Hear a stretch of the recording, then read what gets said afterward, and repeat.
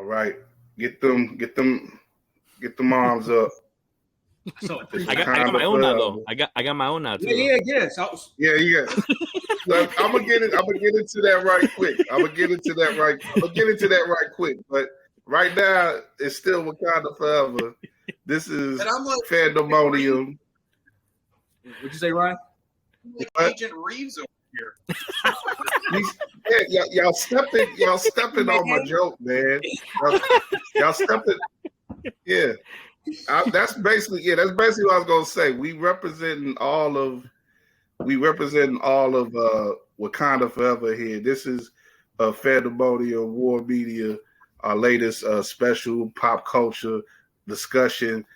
Just talking about things that make us all excited in the pop culture realm, and we gonna review the Wakanda Forever explosive, epic second chapter of the Black Panther series in the Marvel Cinematic Universe. And, like Saul and Ryan has alluded to, we got representatives from Wakanda, Talakan, and the colonizers here. We got representatives from all of them. Me and Demonze representing Wakanda, Saul representing the underwater Mexicans, and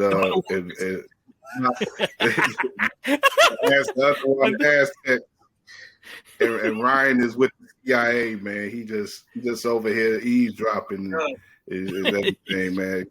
Hey, Ryan got a lane though. There you go. Ryan got a lane. Yeah. I manage it.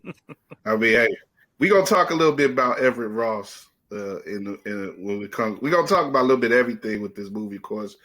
Spoiler alert, if you haven't seen the movie already, I would think if you are interested enough to watch this or listen to this podcast, you probably have watched the movie already. It's been three weeks out, 3 weekends out. And, we had give credit to the minds here. I was part of a group that was able to see the film in the first weekend, because the Demonze was kind enough to help rent out a screening or rent out a theater at the it used to be the ArcLight up by North Halsted, North and Clybourne here in Chicago. Yeah, but it's an AMC. Somebody tried to crash. I don't know. That's another. I can. Somebody tried to crash the screening. Yeah. Oh, you didn't see me up talking to them two ladies that was in the front. Hey, you weren't supposed to? Also, they weren't invited. No, I didn't know them. No, they came in like we bought tickets. Like, this? Like, I don't think so, lady. I had to go get the manager. I've never done that. You know what? Real quick sidebar, because this is a good story. He had to get his Karen on. I have never ever actually went and got a manager about anything. Typically, I'm like, listen, I charge the game, whatever. Y'all hear, you hear, whatever. Hey, let's keep it pushing, right?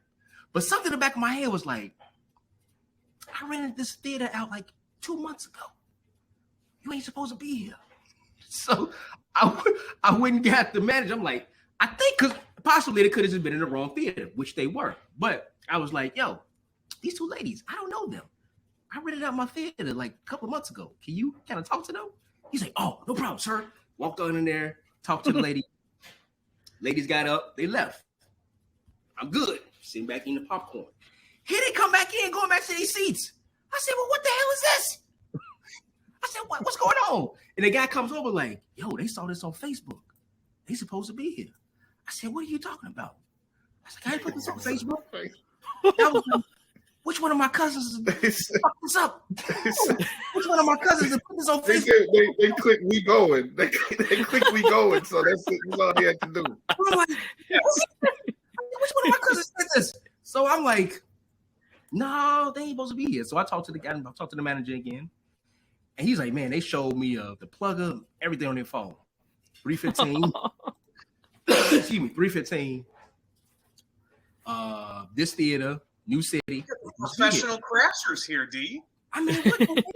So I was And there was two sisters. I'm sorry. Go ahead. I'm sorry, D. I was trying to get close to one of them. You know, I sent them the invite. If you would have said something, I'm like, hey, all right, cool. Right? I would have tried to the game. So they kicked out my little you dig off the show. Man. So nah, I'm just they was like, yeah, they supposed to be here. So I'm like, nah, they ain't supposed to be here. So my auntie Mimi, Kyle's cousin as well, she walked past. I'm like, yo, did you tell somebody about this? Or you know somebody's like, no, like they ain't supposed to be here. So I went. I'm like, I told the guy, like, listen, I don't know what's going on here, but they supposed to be here, right? So he got him up again, and one of the girls, she was probably about my age, maybe a little bit younger. She's like, yo, ain't this the theater? She's showing me. I'm like, lady, I got this theater like 2 weeks ago. Like, no, you ain't supposed to be here. There's the crazy thing about it. What makes it even wilder, a dispensary booked it out. And the dispensary put the wrong time on the plug. Oh my. Ooh. oh, they was all high then, so Everybody was high. So I'm like, listen, I ain't mad at you. is this the 415 Black Panther? I know. I'm like, oh, and the one lady's like, such and such wouldn't be sending us off like this. I'm like, ma'am, you ain't supposed to be here. So I'm like, listen. Also, too, I'm like, listen, ladies, y'all came in a little bit late. Y'all probably want to go to see another theater. So the manager was like, listen, I got y'all for free. I'll put y'all in another theater. Don't worry about it. I got you. So the lady was like, oh, it's a crazy coincidence. I'm like, yeah, it really was. So as we're leaving, we all watching the movies. Kyle and I, Jason, Josh, we all talking the movies. As I'm walking out, who do I see setting up in the theater? The dispensary people. I was like, damn it, you people got the wrong. How y'all folks coming to my theater? So I was like, Chanel was like, damn it. But anyway, I didn't know all that was happening, but we had a good time though. Like I said, it was friends and family and a couple of crashers tried to get in who saw that screening. But D is wound up seeing the movie. Orders over here. Go ahead, Kyle. What do you say, Ryan? So D is like Wakanda protecting his borders over here. Hey, listen, I felt kind of bad, but at the same time, I was like, I got this a long time ago. Mm-hmm. So, I'm sorry, ladies. I mean, that would have kept out some people who probably would put down money to it wouldn't fit everybody. It's the isolationist and anti-isolationist thing boiled down, into one. Hey, anyway. But D has wound up seeing it 3 times. Saul and Ryan, how have you seen the movie? I've seen it twice. Yeah. Wow, see, I'm the only one who's seen it once. That is crazy. But I'm not representing, man. But hey, but we've all put down money. Nobody's bootlegged it. Mm-hmm. And the movie so far has made over $600 million at the box office. It classifies as another hit.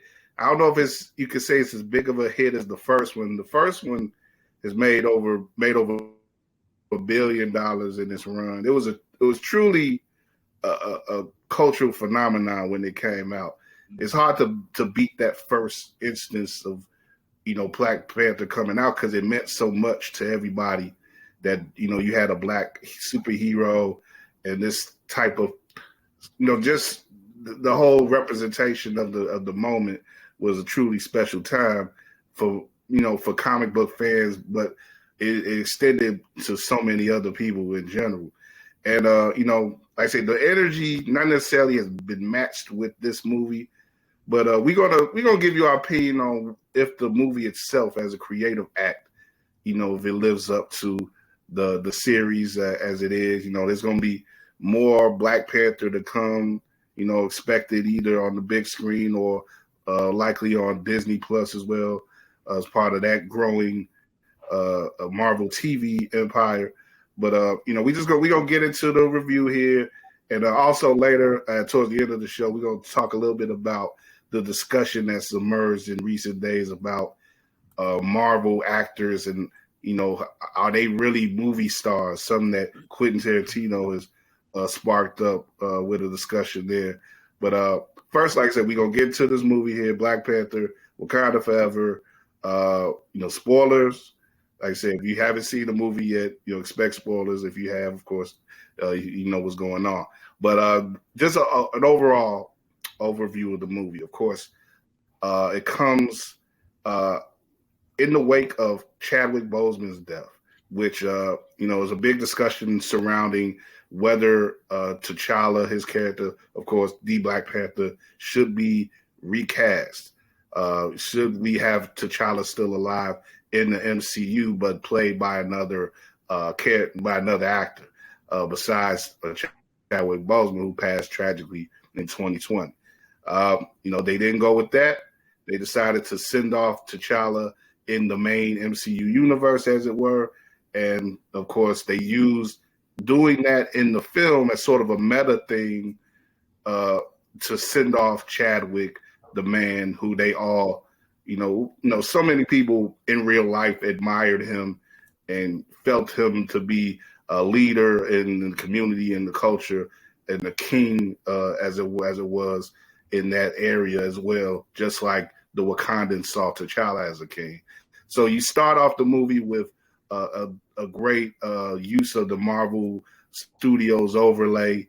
They have a bunch of imagery of Chadwick acting as T'Challa throughout the years in Marvel, and they have the Black Panther, the purple sort of Black Panther color over the Marvel Studios logo, and you go right into this whole send off, this whole Wakandan. Let me see. Am I coming through? Yeah, you good. Something came up on me. Yeah. Okay. All right, and let me start. So we start off with this whole Wakandan ceremony of that's not necessarily a funeral, but a homegoing was kind of what we call it here in America. But they sent off the character T'Challa right in the Wakandan tradition, as it were. And the movie, it doesn't deal a lot with, directly with T'Challa, but it deals with it thematically. But it's not, the movie isn't about like, oh, how do we replace T'Challa so much as it's about how the characters all deal with losing T'Challa.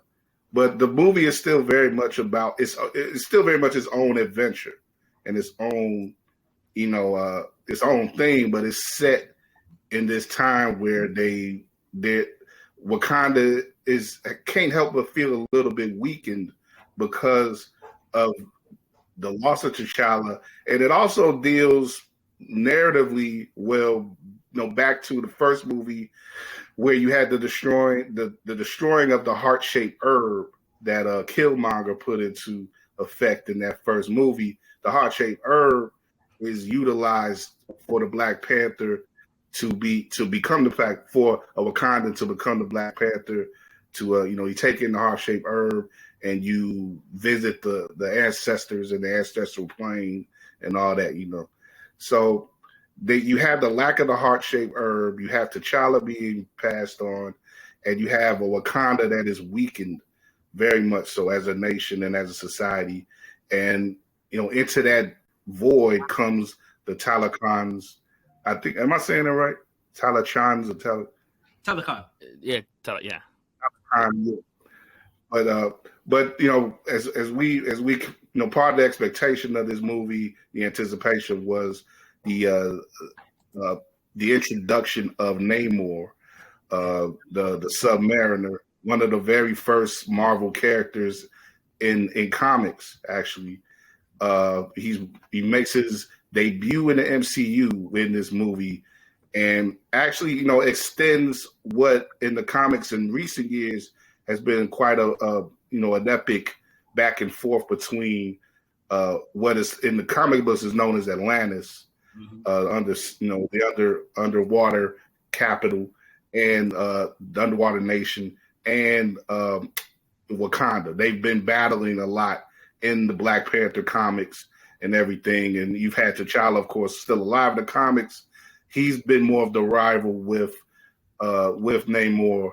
But here, of course, somebody else has to take on that battle, and that winds up being Shuri, who, again, has been the Black Panther at times in the comics. But, so the controversy has been there about her, whether she should be the Black Panther at this point in the movies. But, as I say, spoilers, she is the Black Panther by the end of the movie. And she becomes, takes on the mantle, and she becomes the leader of Wakanda in the battle against Namor and Talokan. Basically, so you have that going on. You have, they introduce the Ironheart character, Riri Williams, a young Black woman from America who takes on certain technology that Tony Stark first put into use. She's from Inglewood. Get that straight. Inglewood, yeah, Chicago. She's from Inglewood. Inglewood, like Demonze. That's why he's bringing that up. Mm-hmm. Inglewood native in the book in the comic books, but they only mention Chicago a little bit. Like they mention like the Bulls or something, and she has some stuff in the room. Stuff in her room, and then yeah. At the end. Yeah. But she in the movie she's studying at MIT in Boston, so they come across her. Wakandans do, because she apparently has discovered she's created a machine that can discover other sources of vibranium, and it's previously thought that the only vibranium is in Wakanda, but at the early part of the movie, after they have the send off to T'Challa, the movie really starts getting going narratively when there's this whole that there's discovery of vibranium in the sea. The Talakans sort of have that deposit that they're protecting of the deposit of the vibranium that they're protecting, and they off some Navy people, U.S. Navy people, and you have the whole issue of the U.S. Being involved in trying to find vibranium, and they're meddling and stuff in Wakandan affairs via Everett Ross and CIA. It's actually, when you think about it, it's a lot going on in this movie. It's packed. It's a real packed in movie. You got to be able to decipher. It's 2 hours and 40 minutes, which puts it in the realm of the longer Disney movies, period. But I didn't really feel that it was, in taking it in, at least through my viewing of it, that it was too long. Mm-hmm. I don't know. Maybe you guys had different feelings. Like, all you guys have seen them multiple times, so maybe you had different feelings on that. But without going even more, I guess we'll go more into the story as we talk here. But I'll take up too much time, I think, if I try to go point for point with the narrative. But basically, you have the war between Talokan. You have a war between Talokan and Wakanda. You have the CIA and other nations, like France becomes this antagonistic. The nation of France becomes antagonistic towards Wakanda. The Queen, Queen Ramonda, of course, T'Challa's mother, played by Angela Bassett. The Queen, Angela Bassett, is up front and representing Wakanda at the beginning of the movie. We'll talk later about why she isn't there at the end of the movie. But at the beginning of the movie, she's representing Wakanda. She's at the UN or whatever, telling them that they're not going to be messing with Wakanda, talking big and bad and all that. And like I said, you got that. You got the CIA stuff. You got Riri Williams, who becomes a target for Talokan, but Wakanda wants to protect her. And that's pretty much the main story elements. But as I'll throw it out to you guys, like just overall, your reflections of the movie, your takes on it. Did you think this was a suitable sequel? Did it live up to the hype? Did it live up to the standard of the first movie? I'll go first. I think for me at least, it's a completely different movie, which I appreciate because you can't really replicate the first Black Panther, right? You got to do something different. You look at Top Gun and Top Gun Maverick. Top Gun Maverick is Top Gun with a sprinkle of Mission Impossible, something different. So with this, you wanted to have as you said, because of a good home going in a theatrical cinema sense for Chadwick Boseman, T'Challa, Black Panther. So you was able to get that. I mean, they tried to make you cry. I didn't cry, but they was pulling the strings, the heartstrings on that one. They really were. But it was different. And the reason why I really liked it and I enjoyed it is because they they really didn't have I guess they could have went other ways, but I was happy that they kind of put the women in front, if you want to say, of this movie. They drove the movie. You had the Dora Milaje, you had Lupita Nyong'o's character, you had Angela Bassett's character, you had Riri Williams' character.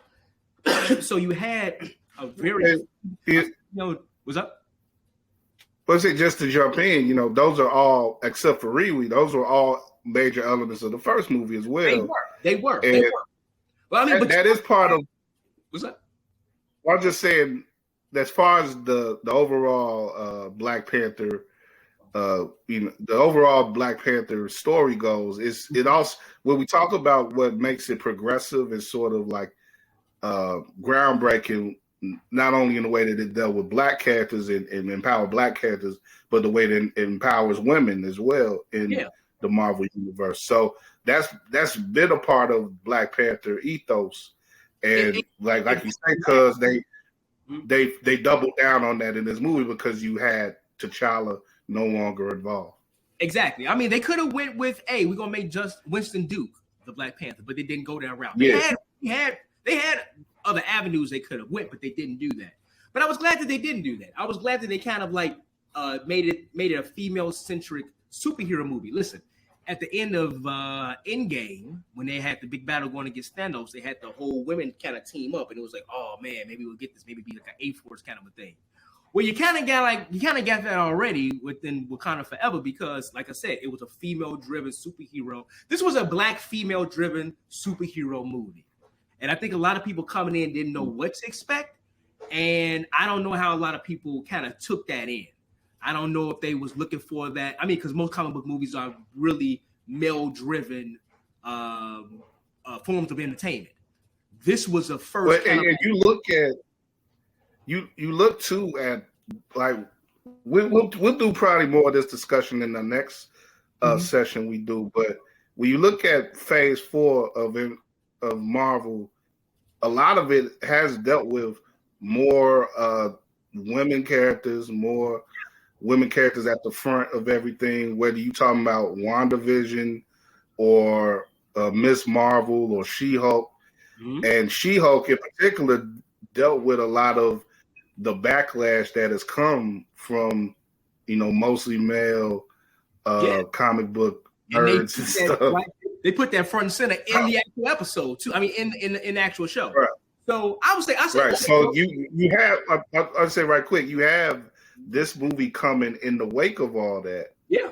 And I don't know about y'all. I haven't really heard much backlash, not audibly in the way of like, well, this is all about Black people. Like, you got certain voices that pop up every now and then on the internet, but as far as speaking to the quality of the movie, I don't think I've heard anybody say this whack or anything because it's too female centric. No, I don't think anybody's going to come out and say, "Oh, it's too female centric." you have a lot of people coming out saying like, well, you know what? In my opinion too, it wasn't as good as the first one. But the biggest difference was the fact that it was a female-centric superhero movie, a black female superhero-centric movie. You know, so that was a little bit of a difference. But you know what? Like I said, I kick it off Soul and Ryan. But I really enjoyed it. I love the fact that they took a hard left, mainly because they had to, because of Chad's death. They was able to bring in the Mexican influence into it, so you had that black and brown love. I like that portion of it. So it touched on a lot of different things. And I always like the fact of how Marvel movies kind of go beyond just the boom and the bam and the pow and the fighting and the scenes, whatever like that. It actually says something. Now, does it hit everybody? I don't know. But I think with Ryan Coogler and Kevin Feige kind of, at least for the most part, letting him kind of do his own thing, but still keep it within the box of an MCU movie, they're able to go different places and talk to different people more than a lot of other forms of entertainment, at least in the tentpole popcorn kind of sense. They are able to navigate and go into different waters. And I like the fact that they did that for Wakanda Forever. It was not like the first one, the Malcolm and the Martin kind of the fight, if you want to say, between T'Challa and Killmonger. But you had something different between two groups of people who have throughout the history on this planet have been robbed and of their resources. They're talking about it with each other. They understand it, but at the same time, it's kind of like, but yo, bro, I gotta take care of my own. I know you gotta take care of your own, but we gotta figure this out. And that happens in reality. It's happening right now as we speak somewhere. So I love the fact that they're able to navigate that through a comic book movie. You know, it's the type of subject matter that you rarely see broached in any type of mainstream pop culture presentation. You know, comic book or otherwise. You know, comic book influence or otherwise. And Saul, I'll just throw this to you right quick, like. D mentions black and brown love, but there is a bit of black and brown worship in the movie as well. It was, and yes. And in real life, that is an issue in certain areas of the country. We can be pitted against each other by certain forces, but you can speak on that if you like, Saul, but first, give your overall take on the film. No, yeah, I like that. I mean, I think anytime I've given my opinion on this movie, I always go with it kind of felt like Civil War-ish, like the Captain America, because like some people actually complain. I have some friends who complain like, oh, it's like a mini Avengers movie, like it's for example Civil War, and they're like, oh, it's like a little mini Avengers. But I think that's what I like about it, like. That it's not an Avengers movie, but it feels like an Avengers movie in some way because so much happens in it. But and when you guys made a point or said that you haven't heard a lot of backlash, I always, with movies that I like or that do well, I do make a point of like seeing the people that didn't like it just to see what they said. And the only thing I kept seeing over and over again is people that didn't like it is just they think it's too much in a movie, and like they thought it was just too jam packed to as you guys said. But I think it worked out well, and I think I did have a question as to how they were going to pass on the torch to Shuri, because I just assumed, because in the comic books that's how they had it.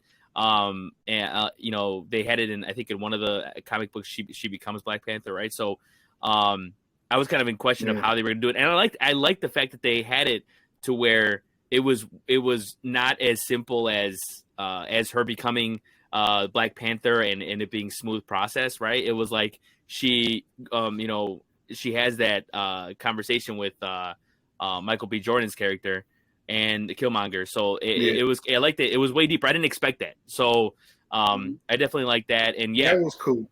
Yeah. So and I mean 100%. I think the representation of the Mexican culture, the Aztec culture in the movie was awesome. I thought they did it like amazingly, and I've never seen that before in a movie like this, so it's cool to see that. And I kind of kind of made me understand a little bit of like the first Black Panther did, and I thought that was so awesome to like see that, like seeing like culture representation like that. But yeah, it was cool. And then also, I mean, and kind of what Demonze was saying, a little bit of what Marvel does with certain meanings and stuff. I like that their villains also aren't aren't two dimensional. They're like so many layers to these guys, and they have a point. Exactly. Yeah. And it's almost like they're not. It's almost like they're not bad. They're just they think differently, right? It's almost like it's weird how they do it because he try to get you in there. But what you said, I kind of thought about this. The more I think about the movie, the more I thought about that too. Is like I was like at first I was like, damn, they do kind of pin together brown and black people, but I think it's more of like the point of why they're doing it, right? They're being separated because obviously other countries are trying to get the vibranium and this and that. So it's a way more bigger meaning that, because I did see some of people saying that and like being that part or being the negative part of the movie. But I mean, there's plenty of different ways you can go about it. But for me, for sure, I liked it. And yeah, I liked that it didn't try to be the first Black Panther. It's like its own separate thing. And I think they can only go up from here for sure. But there's a piece that the writer Torre wrote for the Griot. I shared it with y'all a little earlier today. How many of y'all got to read it? But yeah, and he spoke to that in regards to the dynamic of the black and brown people. You introduce these characters influenced by they're basically the Aztec people. They they come from that part of the world. And they're introduced to go at war with, the African characters. But, that's comic book stuff. That's like whenever you have a new character that's introduced in a comic book or in a comic book movie, they're going to be misunderstood to a degree. And, we know the history, we more than others, we know the history of Namor, where he's been a villain, but he's also been an anti-villain, or sometimes he's been a hero, but he's always treaded that line anyway. So him being an antagonist to Wakanda, to the people who we know to be heroes in the story, it only makes sense. At the end, though, you get this uneasy truce that is developed, and that could lead to some interesting places where you can go with their story going forward. But it's not necessarily like it was making a statement, definitely, in the way of like what Saul was talking about, where you have these people, you have people who are influenced or manipulated by outside forces who are trying to get at their resources, who have tried to colonize and do all these bad things. And they're because of the pressure and the and all the negativity that comes from that, it causes them to lash out at other people of color. But it's there's different ways you can read into it. But just having that sort of thing involved in a mainstream comic book production like this, like going back to the first movie where you had elements of the Black revolutionary struggle that was involved in there, and like say the Martin versus Malcolm debate that Killmonger and T'Challa had their characters represent. Just to have that stuff in a presentation like this, in a production like this, is very groundbreaking stuff, and it's not it makes it rise above the level of the typical empty comic book fare that you may have, But Ryan, let's get you in it, Everett, or Ryan, I should call you. But what were your thoughts on the movie? I'll get to him in a second because he's the worst part, for sure.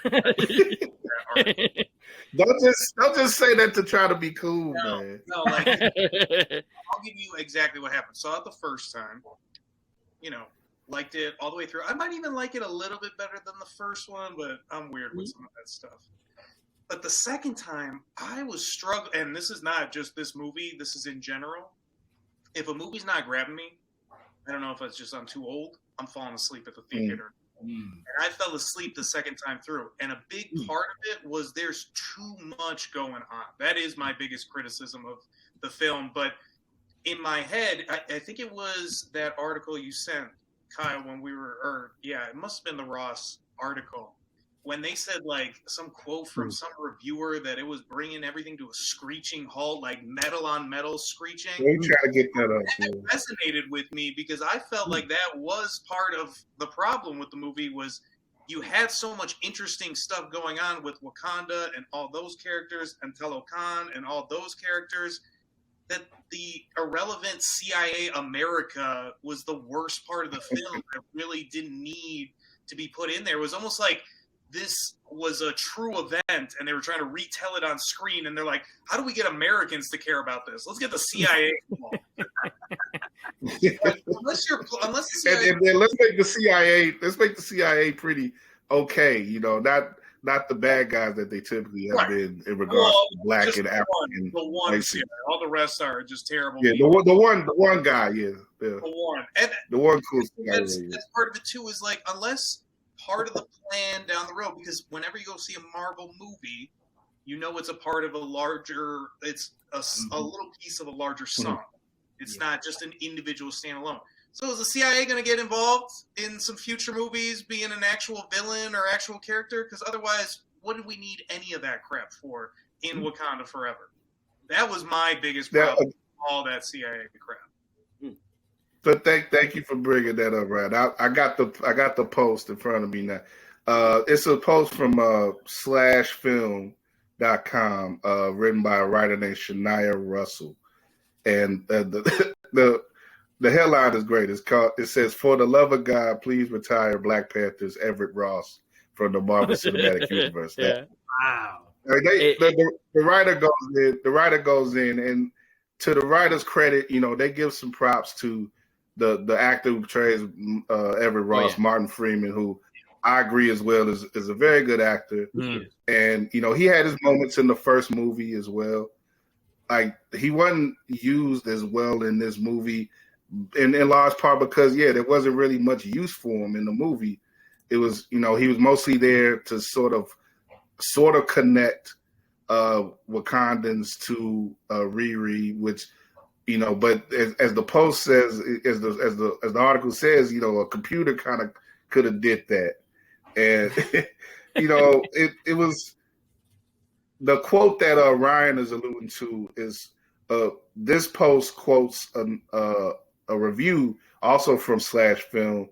That writer, Chris Evangelista, says every time the film cuts back to Ross and his CIA antics, Wakanda Forever grinds to a halt so violently you can practically see metal on metal sparks flying off the screen. So he went in too.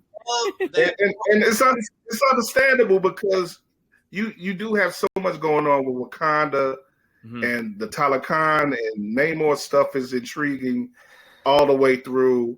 You don't really need this third element. Like, we understand that, the U.S. wants to get involved with certain things with Wakanda. Wakanda becoming a more open nation means that it's going to have, you know, issues that it has with other powerful nations, of course, including the U.S. But, you know, to have these scenes where, you know, Ross is the focus in a movie called Wakanda Forever doesn't really make sense. And then you bring in Julia Louis-Dreyfus' character, what's the Countess? Like, you know, this is the stuff like what Ryan was talking about, where you have to. It's sort of an issue with Marvel movies in general, where the individual movies can't just be themselves; they have to connect to the larger story that's taking place. And what we're seeing with the CIA stuff in here, I guess, is connecting in some ways to the stories that's going to take place with the Thunderbolts, that sort of storyline, that stuff to come, because you got Julia Louis-Dreyfus' character has already been recruiting characters in other movies and TV shows that are going to take place in the Thunderbolts movie, like USA Agent and what's Bucky. Elena. Bucky, yes, of course. Said because you said that Yelena, the Black Widow, essentially the new Black Widow now, but the old Black Widow's sister. So they're incorporating that stuff and everything, and you have in Black Panther is very much a section of the MCU that stands very much on its own, but you have to also incorporate these other things and incorporating Riri as well, even though that worked better than the CIA stuff did. You're also setting her up for the the Ironheart series to come on Disney Plus. So it's a lot of juggling that's going on, and it's even the director and writer as gifted as Ryan Coogler, it's a lot to ask of them to make all that, even with approximately 3 hours of time, to make them utilize all those things and make them work and have it all, be equally as effective for the audience. I mean, we all know that's Kevin Feige and him stepping in. Like you said, you got to play within the box. You do whatever you want to do, but you got to stay within the box. So, Ryan, let me ask you this. Would you have been okay if they added a second post-credit scene? Yeah. Obviously, the first one. Would you been okay if they added them to a post-second credit scene?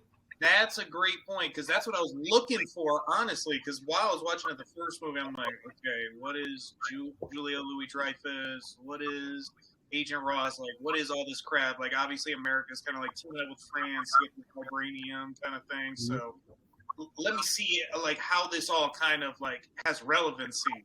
And to your point, if I had seen that post-credit scene, I think I would have been much better with it. But without it, it's kind of like, all right, this just feels like it's a waste of time in a movie that could have benefited from that time. Okay. Yeah, that's what I was going to say. I was going to say that you could have just added that in the post-credit scene, like seeing that, like everything that not everything, but I'm saying like the main points of what they were talking about and what kind of like led to that. It just seemed like it just seemed meaningless. But they could have easily added the post-credits. You have like Julia Louis-Dreyfus on the phone with like the president, like, "Hey, we're close," and that's it. Like, you didn't need to do much. Yeah. We almost got the vibranium in our hands. Hey, we got the lead. We got a lead, sir. But I've also heard not criticism, but kind of, I guess we could say criticism to the storyline for the Riri Williams. I've heard people say that we really didn't need her, although the actress was great in her role, and I think it got a lot more. Yeah, she was very good. She was very good in her role, and I think it also got a lot more people. If they didn't know about the Ironheart series coming to Disney Plus next year, at least this probably got the spark in their head. But a lot of people, I've heard quite a few people say, like, listen, they could have just said, like, yo, it's a scientist, and it is what it is, and we didn't have to have even Ironheart in this movie. I would only disagree with that because she made the vibranium detector. That's something that can carry on forward, and it doesn't have to be with her. You know that a human being can figure out, outside of Wakanda, an actual detector for vibranium. So to me, that was significant enough in the story. That alone can keep her in there. I agree. Significant with Ross, on the other hand, that I was like, okay, at least even that little tidbit made a lot of sense for what's going on. Yeah, and you could have even done it's not. Oh, go ahead, Saul. Oh, no, I was gonna say, like, if you didn't want her in the whole movie, that they could have done, which I didn't mind, but if you wanted to, kind of minimize her role, they could have just did what they did with Spider-Man in Civil War, where like they kind of brought him in, they had him for a little bit, and they sent him home. Kind of like, yeah. So that's another like an alternate thing they could have done with that character, but like I said, though, remember they kept all Kevin Feige. This is all Kevin Feige's doing. Yeah, because like he's the only one that's making. It's like in She-Hulk where you got the machine. It's like in She-Hulk where you got the machine, like sort of like exactly. And listen, I understand what he's doing. Yeah, I think a lot of people have not been like very high up on Phase 4, so I'm looking to see exactly what the ramifications of Phase 4 goes into Phase 5, and maybe people be like, "Oh, okay, I see what you was doing." But and we should make that point too for those who don't know this. This did mark the end of Phase 4, right? And Phase 5 begins I guess Phase 5 actually began, I should say, with the Christmas special.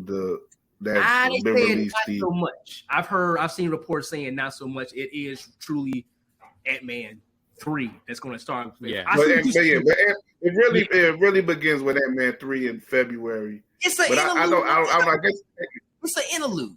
You know, back in the day, it's a little interlude. That's the way I look at it. It's an interlude. But this marked the end of Phase 4, and I guess to that degree, let's just jump to the end and what results of this movie. Like I said, like we spoke to it a little bit before. At the end, of course, Shuri takes on the mantle of the Black Panther. She's influenced by doing so mainly by revenge because Namor attacks after Namor makes overtures to Wakanda to team up with him and be a force against the colonizers and all the other powerful nations that are going to be looking to take the vibranium away from them and whatnot. They don't go for that because he's about war and everything. He sort of takes the place of Killmonger from the first movie in this degree. Barry, you're dead. And you're dead. I'll be here next week. And interestingly enough, like Saul says, Killmonger makes the surprise appearance in the ancestral plane once Shuri is able to redevelop the heart-shaped herb and take the heart-shaped herb in response to I'm skipping over here, but okay. Let me go back. Namor makes the overtures to Wakanda. They refuse. Queen Ramonda, and Shuri don't agree to align themselves with him. He comes back strong. Oh, and the whole thing with Riri is they want Riri. They want to kill Riri. Yeah, right. They want to Talakan and Namor want to kill Riri. You blowing up our spot. Wakanda offers protection to Riri, and because of that, he comes back to Wakanda, floods it out with all his water powers, and he winds up killing Ramonda. And there's been a little bit of controversy with that too. Angela Bassett has spoken about, why do we need to kill my character? In a movie where we already were. Did she say that? Yeah, she said it. So why do that in a movie where we're already mourning, T'Challa and all that? Real quick, let's stop on this point right quick. I'm kind of surprised that she said that. Now, listen, I know all actor and actresses want to work forever, and Angela Bassett, she looks like she's like 45, but she's like 65, so she obviously can keep on working for a very long time. But I didn't think that she would probably want to keep doing this. That's what I thought too, D. I thought that was her trying to get out. Get out. It's interesting that, wow. I wonder who called was that to write her off. I'm kind of shocked by that. She got the one show that she an ambulance, she do a lot. They say she want to work, I guess. The box is her grave. We need her in there. Wow. I'm kind of shocked by that. I thought that this was the way for her to get out of that. And listen, her dying was really the catapult to Shuri becoming Black Panther. Mm-hmm. She probably wouldn't have. I think that's the argument that Coogler. Well, actually, I think not him, but the co-writer, Joe Cole, I think, has been quoted about this. Where, pretty much that's why they did it, because that had to be that ultimate. Because at the beginning of the movie, T'Challa's death wasn't enough for her to want to become Black Panther. Like we said before, she wasn't gung ho about the Black Panther in general. No, she wasn't. She wanted to do nothing. She was ready for that tradition to end. Yeah, and it took the death of Ramonda for her to be like, okay, I got to do this now because there's no other protection for our nation, for one, and more than that, I got to get revenge, and it's the only way I can get revenge.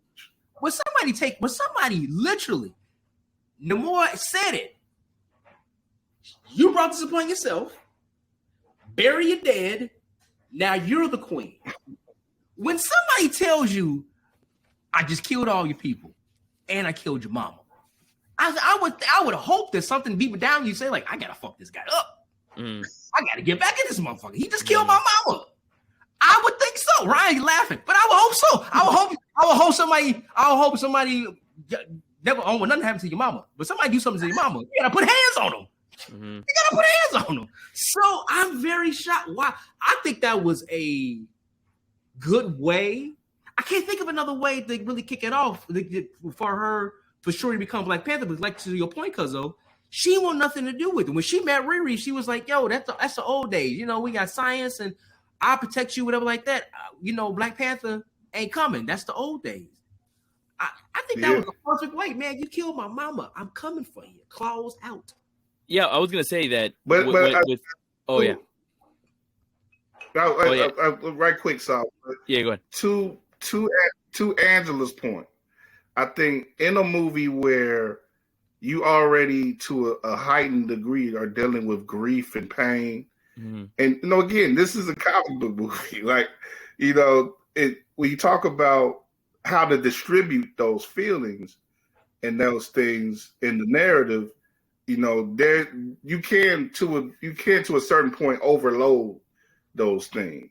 And I think the whole thing about Phase 4, it was all about grief.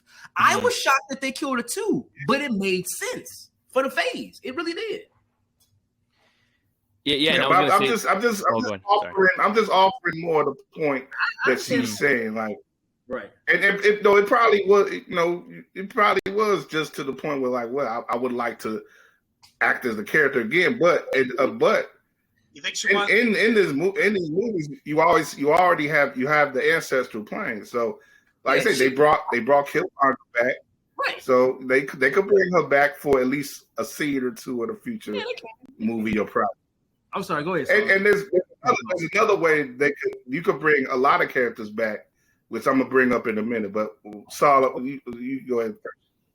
Oh yeah, no, I was gonna say that I think with Shuri, with the death of T'Challa, I feel like it was kind of like she felt like it was her fault that she couldn't save him. Right? She was kind of like suppressing her feelings for that. I feel like, and I thought like she was dealing with that obviously in a different way than everyone else. And I think it kind of needed like I think, or kind of what they wanted to do maybe was like she needed like another level of grief, like something else to happen for it to unlock that grief and it was obviously anger, which I so I like that. So like, I kind of understand where somebody would come from and saying like it wasn't necessary, but I do see it as necessary in the sense of like to push her to the next level, because she wasn't really like angry about her brother's death. It was more of like she felt bad, like she could have done something about it or whatever. But and she kind of pushing it down. But yeah, the killing of her mom really was a thing that pissed her off, and obviously, and I like the way they did it too. It propelled this movie, and you have the narrative point. Go ahead, Lee. No, I would say it propelled the character and it propelled the movie. It took the movie to the next scene. I mean, to the next act, if you want to say. That was an act. That was the final scene of Act 2 that propelled. The third act, the second. Third act, right. In the third, in that final act, you have the all-out war between Wakanda and Talokan. They have this big fight on the what is it, the Wakandan. Wakandan, I'm trying to think of the military term like for something like that, but yeah, they it was a battleship, a warship, battleship, yeah. But they fight out in the middle of the ocean. I don't know how all them Africans was able to be willing to fight like that in the middle of the ocean, but they did it. To what? The middle of who? Hell no. I've been like, man, you gotta give me something to float on or something, man. I got. Yeah. Hey, I'll say the same thing about Mexicans, that I don't swim. I don't know how to swim. Y'all evolved. They evolved. Wait a minute. Oh yeah, I know. I'm saying like from like if you. Speaking of that, the lead character, the guy, I can't think of his name. De Noche Muerta, He yeah. want to swim. Yeah. I saw the interview he had on Jimmy Fallon. He was like, they asked me if I swim. I said, I never drowned before. I said, I got a fucking He was, by the way. Yeah, and I mean, that, like, look, this is when I was like 9 years old. I almost did drown. So there's proof right there. That's Mexicans right there. Like, we don't know how to swim.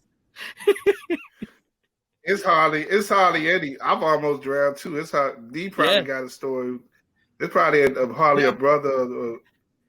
It's hardly any of us who got a story about not being in some water we ain't had no business being in. Ken, if Ken was on here, he'll let you know. I can swim like a fish. We have to swim like a fish. Yeah, so we know Kenneth. We know. Right. So, he's special. He's special. Your daddy took you to the pool and taught you how to swim. My daddy was gone. He was, But back to the movie.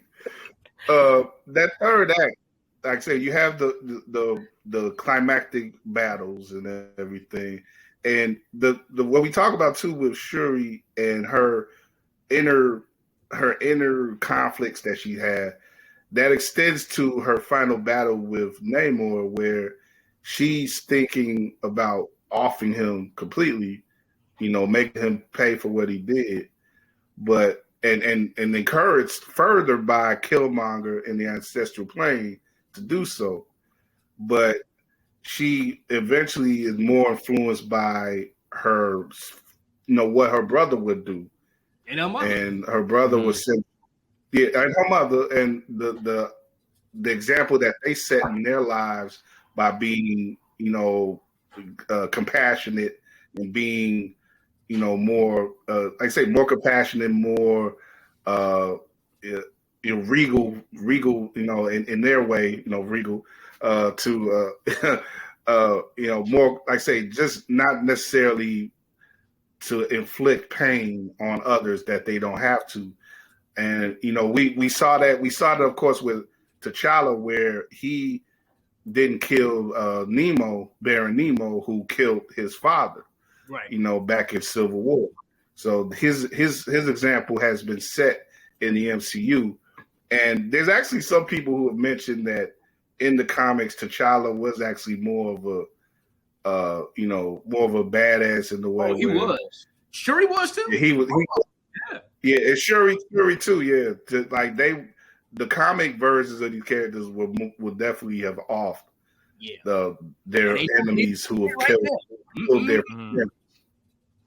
Yes, but like I say, it's different. It's the MCU, so there's more of a moral imperative that is being put across. It's called Mickey Mouse, because it's called Mickey Mouse. That's what it's called. That's what I'm saying. They it's a corporatized version that they can't encourage revenge killing in that way. Mickey don't on beaches. He just say, Shuri say, "Fuck you, I'm killing you." That's what it should have happened. Yeah. Mickey don't encourage that, but they encourage they'll encourage the lesbian relationship only to the end of the movie though, too, as well. That's another. Mm-hmm. That's another thing. Real quick. Right? Yeah, just slide that in real quick. But like I say, at the end of the movie, there's a fragile peace that is agreed upon, through Talokan, by Talokan and Wakanda through their leaders, Shuri and Namor.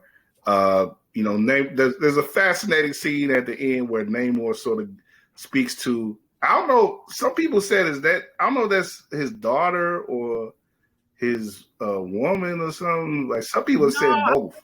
I think it's just kind of his right hand woman, you know what I'm saying? General, whatever like that. I mean, he's old enough to be all the great. Yeah. He probably birthed all of them. Yeah. I mean, he could be the seed. He could be all their daddy. I guess so. I mean, he does call this. Doesn't he call them my children? Throughout the movie, I think he kind of does. I think he says that my children or something like that. I don't know.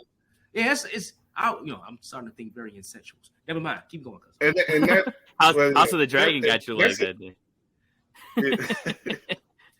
And that's yet another element of this that we haven't even spoke to, the mutant thing. Namor is a mutant, and okay, so, apparently he's the first mutant in the MCU because he's like over 400 years old. So that's another thing that was introduced. Like mutants haven't been introduced. They've already been introduced in MCU, but this old of a mutant hasn't been introduced in MCU. Like it's another thing.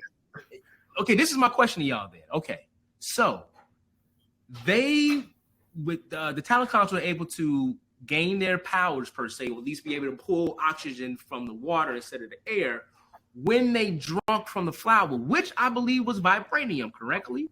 So vibranium made them confused with they ingested this cosmic metal that made them into mutants. Is that the way that was explained? Am I correct? It was like a version of the purple flower. Yeah. Okay. Yeah. He mentioned that. He mentioned that. Okay, but didn't it have some elements coming from vibranium though? Or is this? Because the vibranium, vibranium entered the sea, and yeah. Okay, all right. That's a good point. I don't know if I understood that clearly. I guess I kind of assumed that what they drank was like a purple flower, and then just being in the ocean where we know vibranium is, they just harvested it, and the two are not really necessarily related per se. Okay, I mean, so that would be a critique of mine. I had like two critiques of the movie. Y'all watched the movie. I gotta watch it again. Yeah, see, that's what I'm saying. The second and third time I watched it, it was not so much. It was to be entertained, but I want to try to see if I can kind of like plug holes in some things that I did not get the first time I watched it, and that was one of them. That was one of them. Like, okay, so what made? So are all the mutants? Or all the people he said I got more people, I got more soldiers than Blaze of Grass that you have.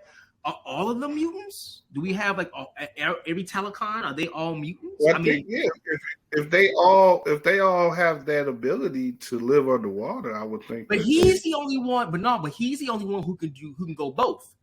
He's the only one that has the wings to fly around. You're right.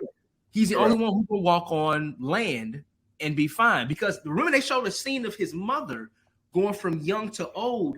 She grew gills on the side of her neck, so it's kind of like, okay, so they fully adapted. And the soldiers, when they were in Boston, they had to have the things on. They had to have the mask on. They had to exactly. So you're right.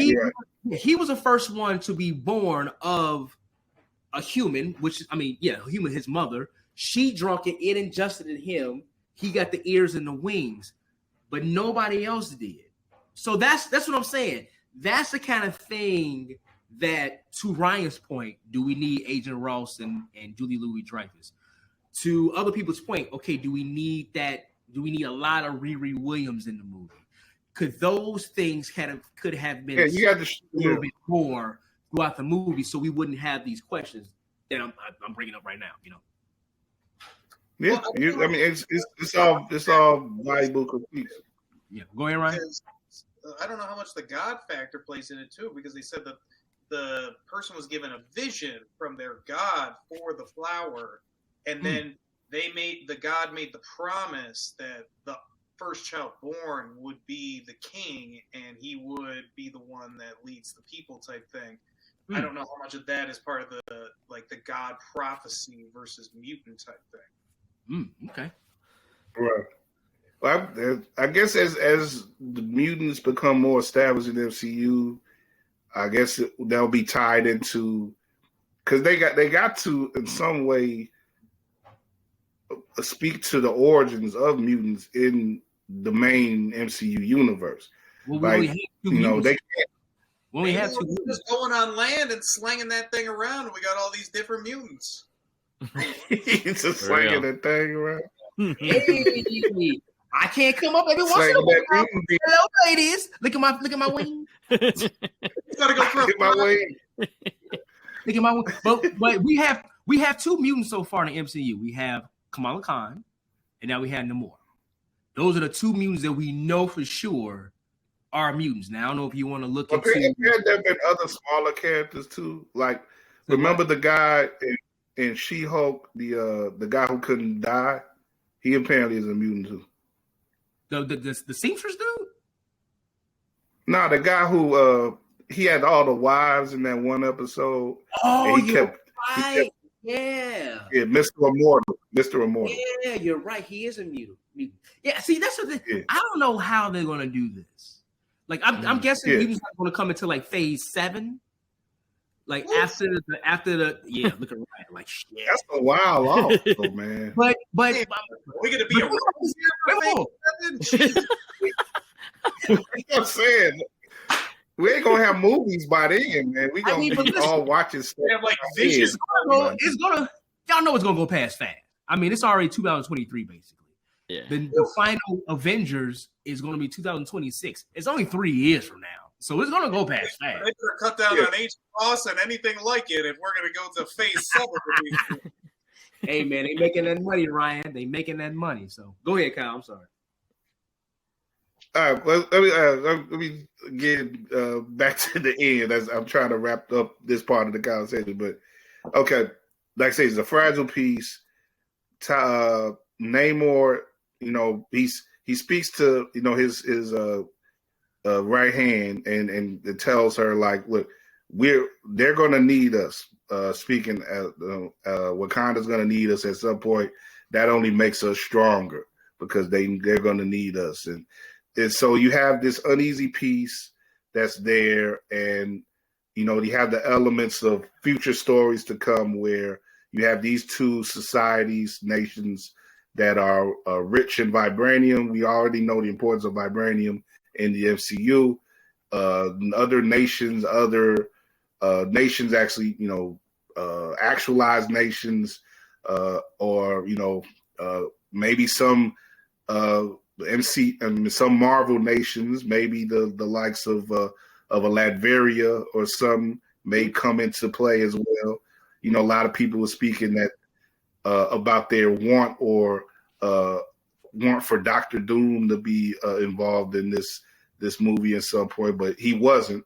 But and who was in another new character that was involved, that was introduced in this movie by its end, was T'Challa's son. And after everything wrapped up, that was the only, we spoke about the end credit scenes. Mm-hmm. And I think this was part of the reason why there wasn't any sort of end credit scene that was like that we've typically gotten in the MCU where it forwarded story to another film or another project. They kept that the only extra scene in the movie was used to introduce T'Challa's son, who apparently, Toussaint is his name in Haiti. We ain't speak anything about the Haiti stuff in this. There's so much in this damn movie, man. It's crazy. But Nakia, played by the lovely Lupita Nyong'o. Lupita Nyong'o. Lupita.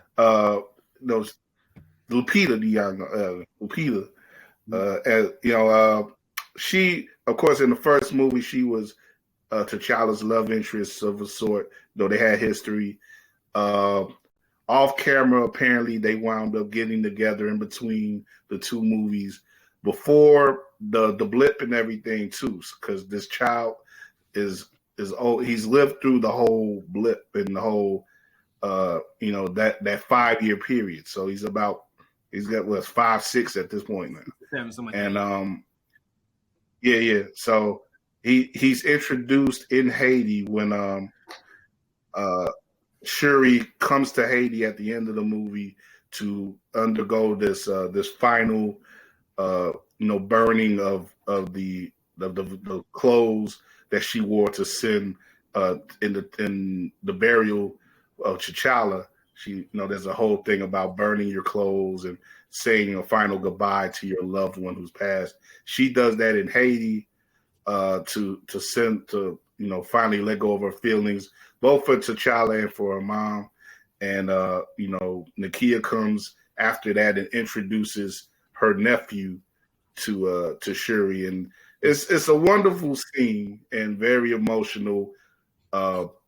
Just final shot to the gut for everyone who was, I guess everyone who's been invested in this movie. I think it's hard to not feel some sort of, I don't know exactly. I'll ask you guys what you feel exactly about that scene and what it made you feel, but it's emotion involved, and it's a pretty clever way to get around the whole thing about recasting T'Challa. You sort of doing it in a different way where you have this child now who will grow up in the MCU, and you have to expect that in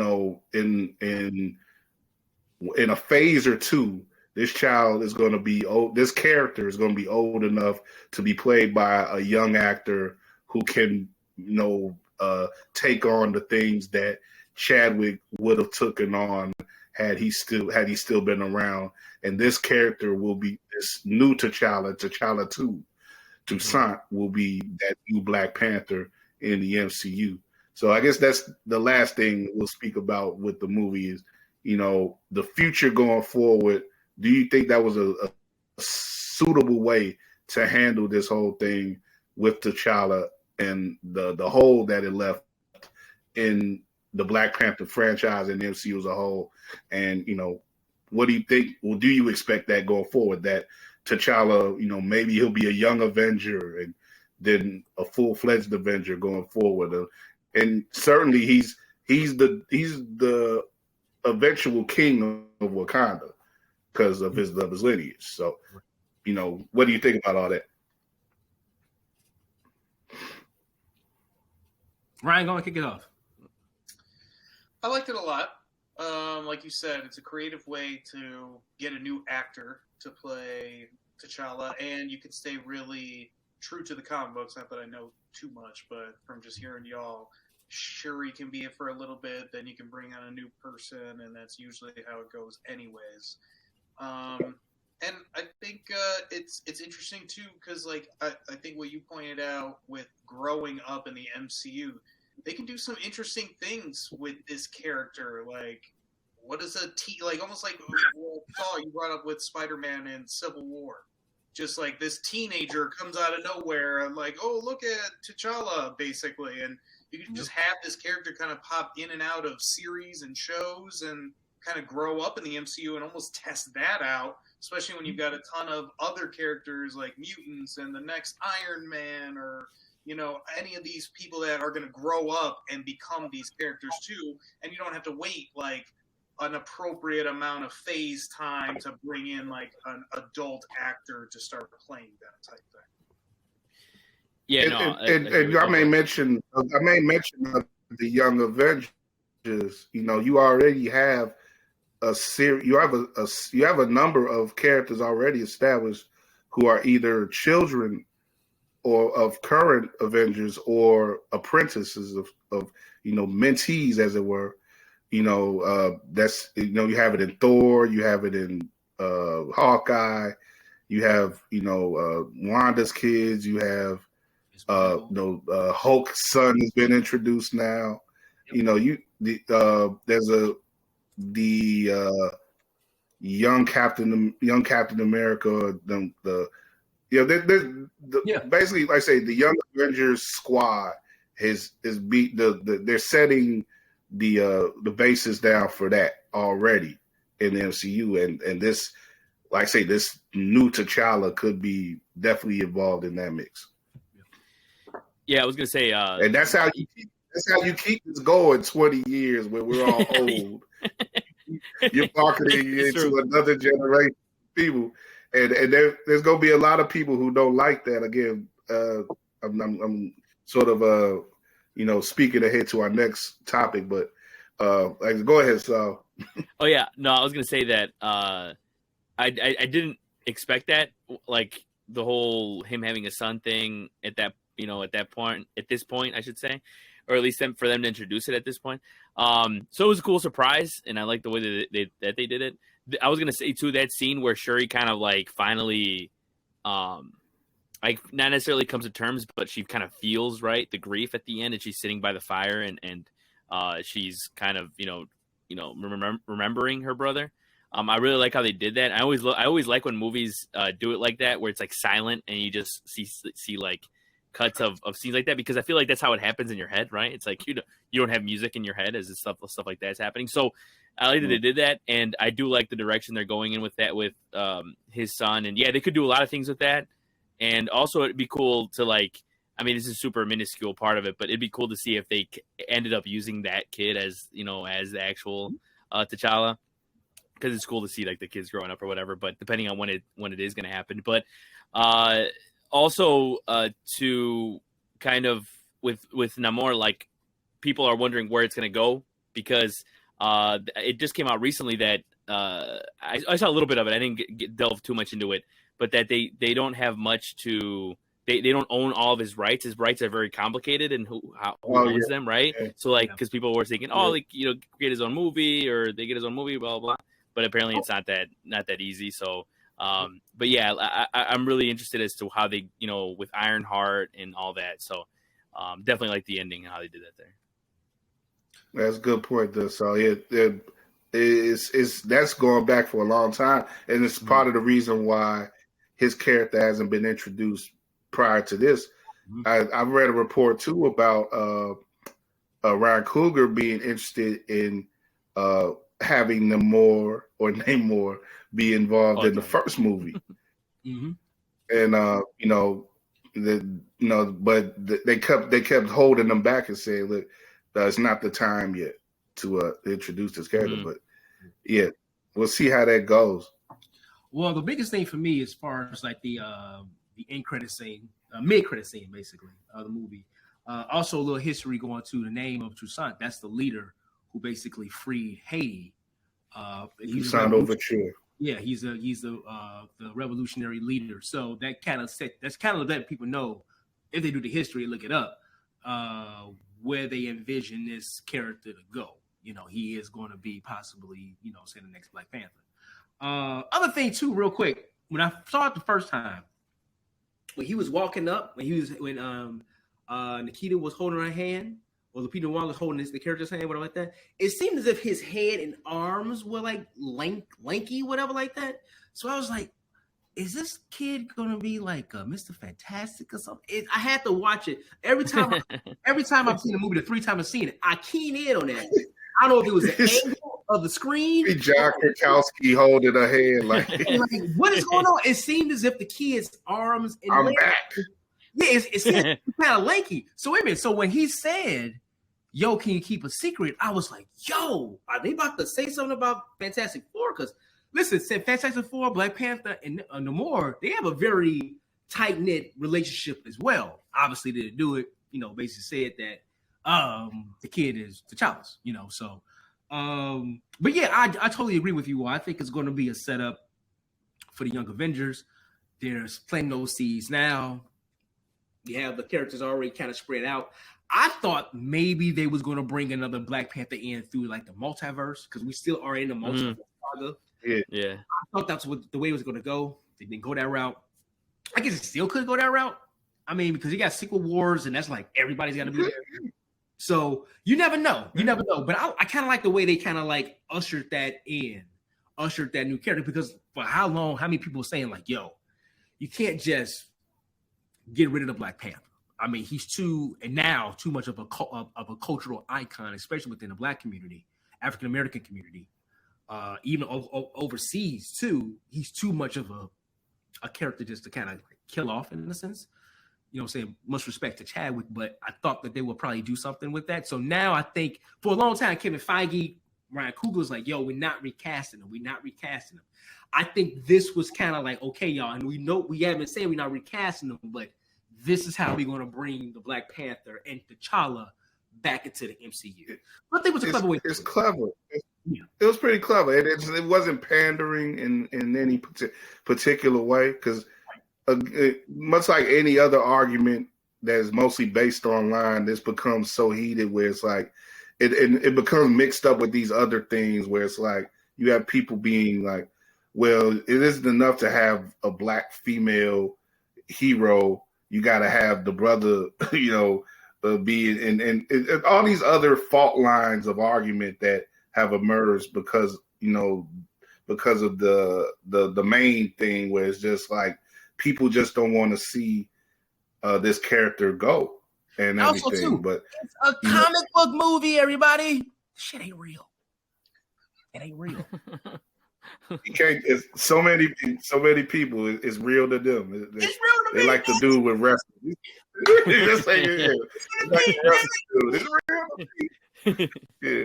But I was gonna say one more thing about that. To me, I don't know if any of y'all thought about this, but for me too, in talking about real life and just the legacy of Chadwick Boseman, it's sort of a bit of wish fulfillment too, because Chadwick unfortunately didn't bear a child in his real life. So I think if you look at that in the way of of extending a sort of connection to the audience, all of us who thought so dear of Chadwick Boseman, and it was like, man, it's such a tragedy that he isn't living on and that he hasn't had, there isn't a little Chadwick that he's left us in real life. This character in, this world, that's so connected to him, that's always going to be connected to him. You have that sort of thing going on. So forever, forever within the black folks here, when that kid grows up, his name gonna be he gonna be Lil Chadwick. What? That's Lil Chadwick right there. Yeah. And then he own career and everything, but it's like that's Lil Chadwick right there. Look, I see the child. No matter what he do. Yeah, he was like 50 years old, and people was like, he could find a cure for cancer. He'd be like, "Oh, that's Lil Chadwick there. He was in the Black Panther movie." Lil Chadwick. You know what that is? It's Lil Chad. Yeah. Well, good for him. Good for him, man. Yeah, why? And those checks still. like I said, the one. You damn right, Ryan. The check's still cash, man. Yeah, man. That's some crazy residuals too, man. That movie gonna be running a long time. Yeah, that's it, man. That's why you got to get in one of these movies, man. D, you got a future filmmaker, man. Hey, listen, man. Ryan over there poo-pooing phase 7. Let me tell you something, bro. I hope we get to phase 35. And Gracie, like, Gracie, you made it, baby. I know you made all them other Oscar movies. Yeah, you made it to the MCU. Then we gotta go 35. She could be a child star. Can we start at 10? Can we go to 10? Why 35? Whatever's clever, brother. Whatever's clever. But that I think that works a nice little transition into my final subject for the day, for this session. Like just speaking to the sort of conflict that's arrived in entertainment with so many people, respected filmmakers and actors and actresses who have had some negativity about the MCU in one way or another. And that's the thing about this. Like I think about it in a historical fashion where you've had eras that were dominated by different types of movies. Like you had the Western era, you had the musical era, and these movies. There were times where these movies were very much like they were the mainstream movies of the time. Those were the movies that made the most money, and they were deeply embedded in the culture of that time, but they went away at some point. Yeah. And now when we look at it now, you got about 20 years where comic book films have been in vogue, kind of going back to deeply to a certain level. Dude, in vogue, they've been keeping the movie industry alive. Shit. They more than that's I'm getting. But like going back to like 2002 when you had like it was pretty much just Spider-Man and X-Men. I think 2002 was when Spider-Man 2 and X-Men 2 came out that same year. Yeah. So you had that. by '08, you have the Dark Knight. The same summer, you have Dark Knight and Iron Man. The first Iron Man comes out, and everything explodes from there. Mhm. And it comes to the point where now, like you say, the whole industry is basically subsisting off of these comic movies, these these franchises, and Marvel, especially DC to a degree, but especially Marvel. And I say there's been some resistance to that because you have directors like Martin Scorsese who they're never going to get into that sort of stuff. No. They view cinema as a different animal. It's more of a serious thing for them, and they don't see these movies and these performances as serious works of art in the cinematic sense. And Quentin Tarantino, who I think is more of in between art and exploitation, as it were. Yeah. He came out recently and said that these characters are really the draw in regards to the people who are acting in them. And there's been some amazing actors, people who have drawn money in other projects and stuff, who have acted as Avengers and as other comic book heroes. But he says that the real draw is always those characters. The IP, as it were, the intellectual property is the draw. And these people who are acting in these movies are not necessarily movie stars. Now, he's had some resistance, of course, right away to that statement, from none other than a guy who he's used a lot, Samuel L. Jackson, who is, he says that, these people who do these movies are movie stars. They make the money. Their movies make money, so that means that they're movie stars. I think his movies have made more money than any actor in the history of film.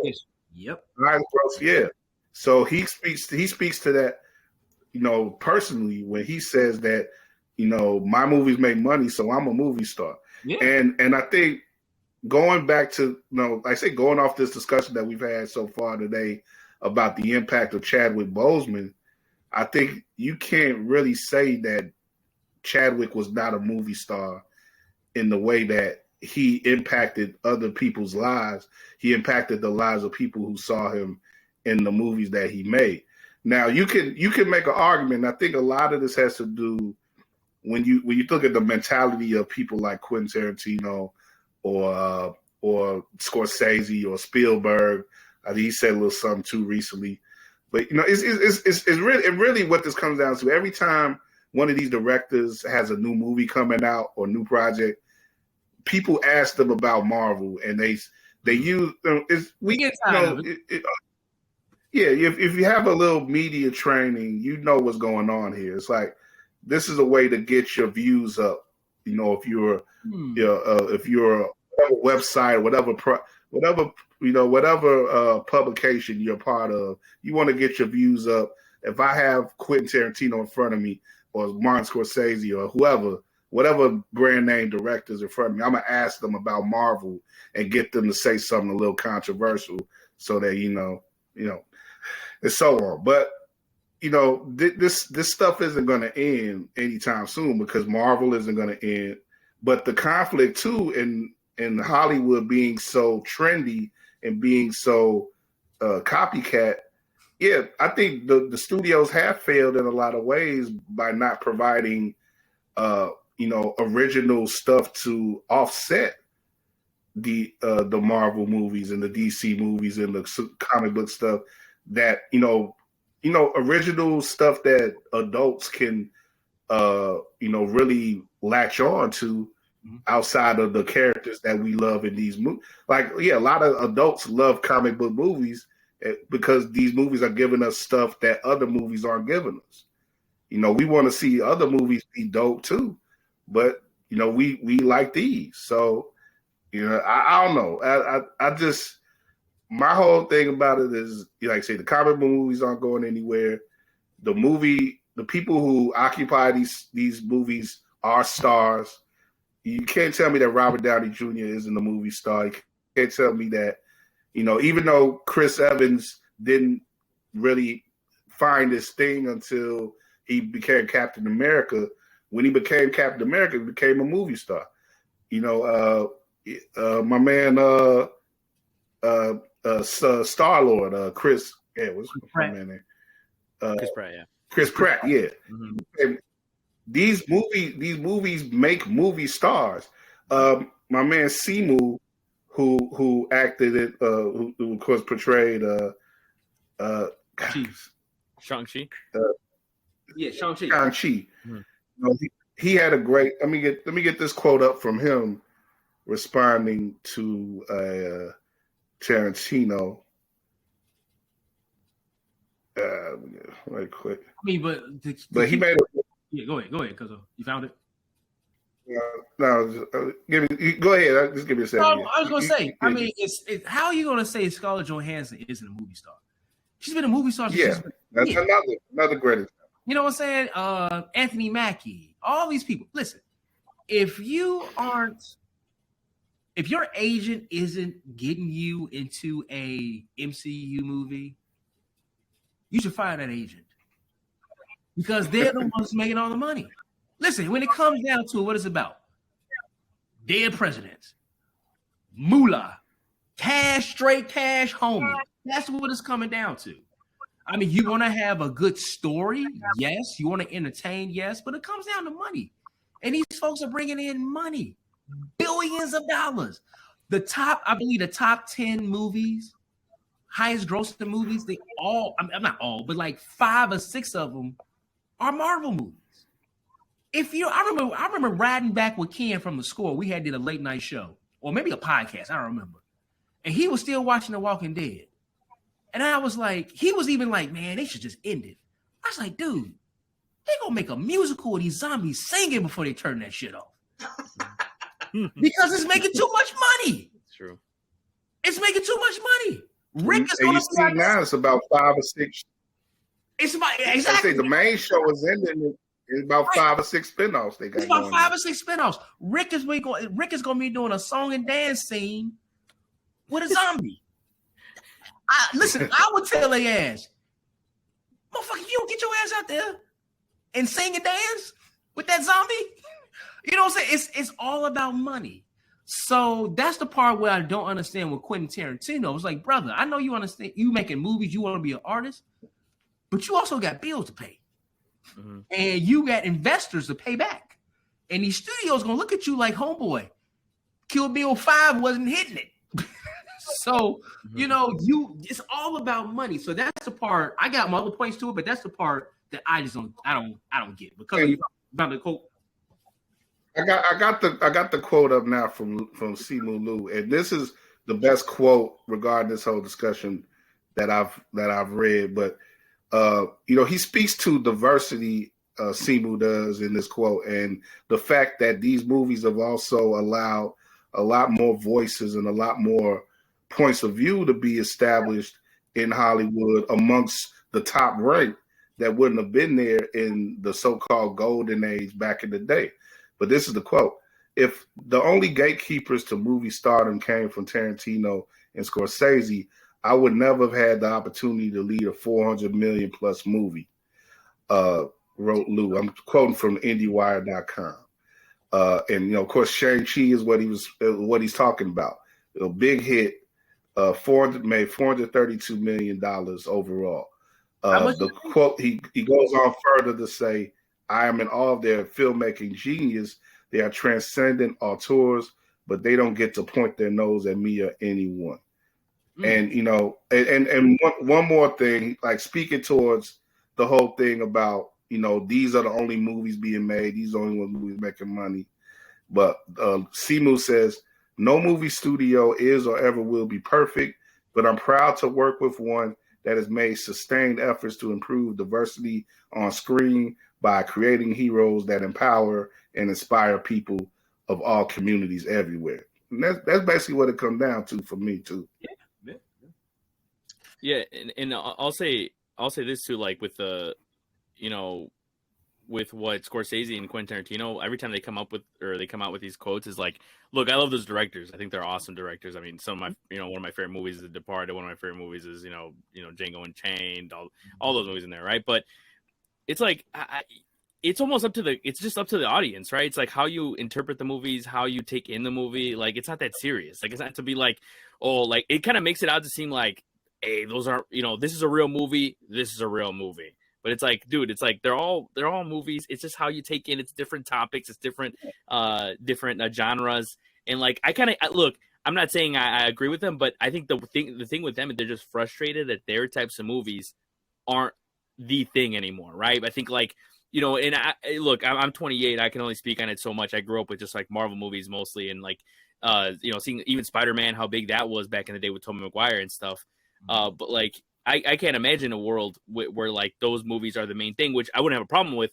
But like, I don't think anybody would ever complain. And I mean, you guys can talk about this more, but like, I don't see how anybody would be like, oh, these, every era has its own thing. I mean, did people complain about Westerns? Who knows? I wouldn't know. But like, I just don't understand. I mean, there probably was back in the day. Yeah, I would imagine definitely from our point of view, where like back in the day when you had John Wayne always, gunning down Indians, and the Indians have to. Most of the Indians were played by white people.